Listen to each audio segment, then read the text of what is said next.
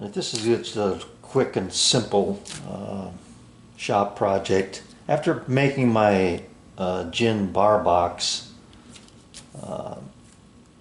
project, I used Tight Bond 3 glue, and as I was using my Tight Bond 2 glue was in the holder, and I didn't really have any place to put this. So naturally I just took this out, stuck it in my bench like that, and used my glue holder for this bottle. So to me I created a need for another bottle holder because I like to store my glue bottles upside down once I've opened them. Anyway, this project, the layout for the pieces on this thing are all contained in about the size of a sheet of paper. So I'm going to use this, I don't have any Baltic birch plywood that I would prefer to use for this. I've got this Accu-Ply piece that's it's 5-ply against Baltic birch, which is 9-ply. This piece is nice and flat, and the only reason I would prefer this is because it glues up much nicer. We'll see how this works out, but if you're looking to lay out your project, just take a piece of paper, find a piece of scrap wood that it fits on, and you'll have enough material. So I'm going to get this set up, cut it with my shaper origin, and then we'll glue it together. Alright, I got things set up here. I had to add a piece of tape because I was too far out of the range of my tape board. So just one piece of tape is all it took. I've got my file located here, and I've added a couple of pieces of scrap here to keep the router stable as I'm cutting these pieces near this edge. So that'll do that. That'll take care of that. And then the one thing I will tell you is, when you see the file, you're going to see two. Let me just show you on this piece right here, because it's double thick on the bottom. There's two of these that you need to cut. One is a through hole, and the other one is, I'm going to just say, let's call it 3/8 of an inch deep to hold this Dixie cup. So I'll determine that depth, but for now I'm going to cut it 3/8 of an inch deep. And then this hole up here for the glue bottle itself is obviously a through hole. So then these pieces are nothing more than just glued together. I don't have any fasteners of any kind, brad nails, none of that. I just slapped it together with some glue, and it's not under any stress, so that's plenty good enough holding power. So I'm going to start down here in the lower right hand corner of this file. I'm going to cut this piece here on the bottom.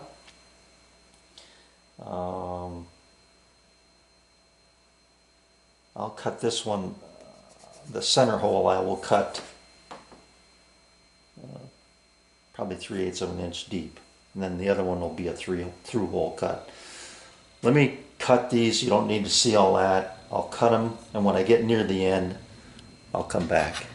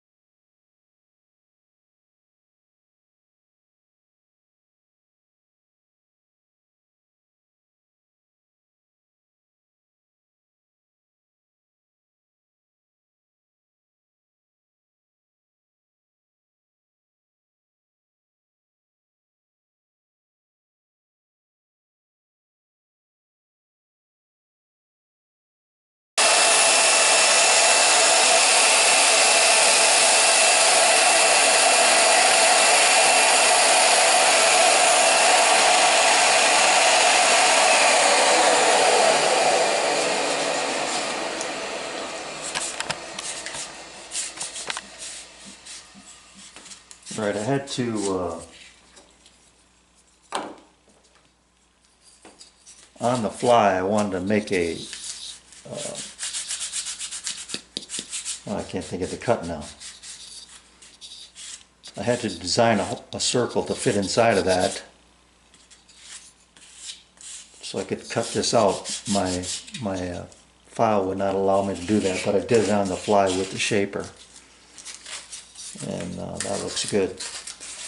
When I'm releasing these pieces though, I'm getting these little bit of cutouts here that are left over. I'll just trim those off and then we'll throw this thing together. Alright, so these two pieces are will be glued together. That'll hold my Dixie cup. And that turned out really nice. A little bit of more sanding, and then we'll glue her together. Okay, it's all glued up. You know, with the help of my dad, basically all I did was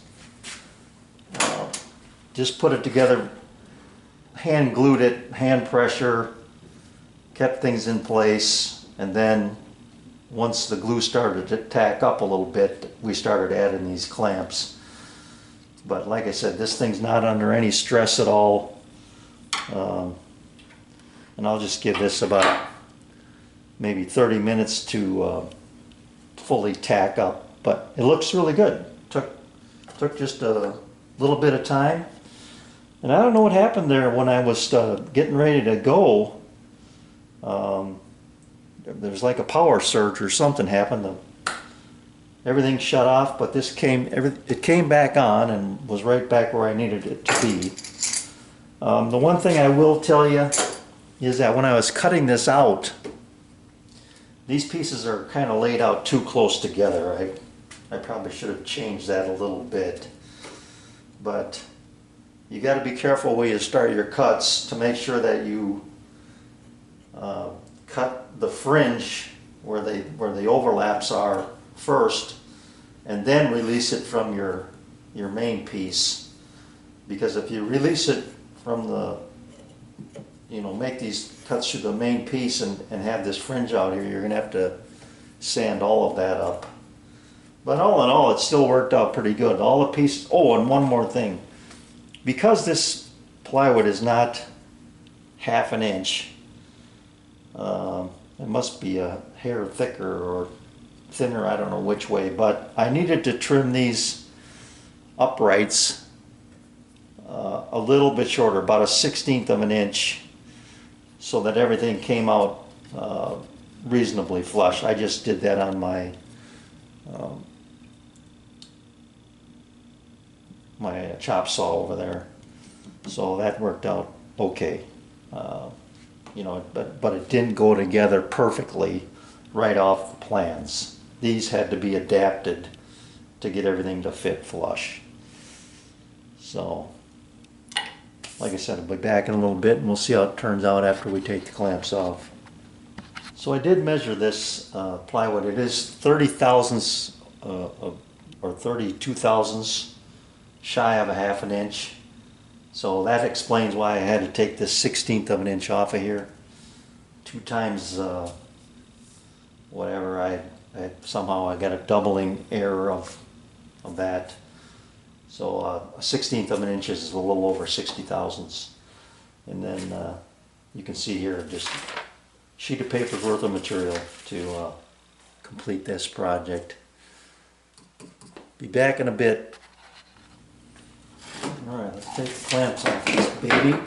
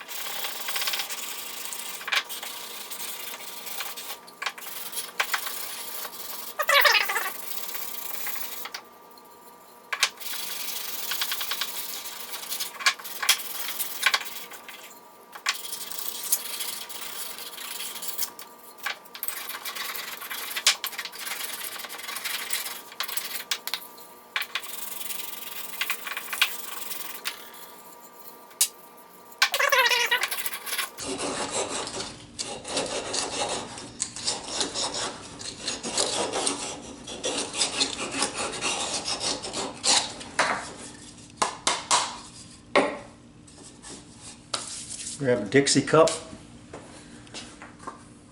3-ounce Dixie cup, by the way.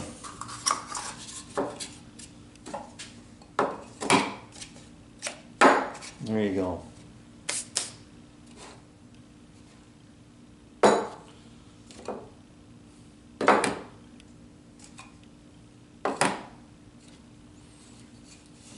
They're nearly identical. But this one was made with the drill bits and table saw. I don't remember what else I used, but bandsaw maybe to cut these out. But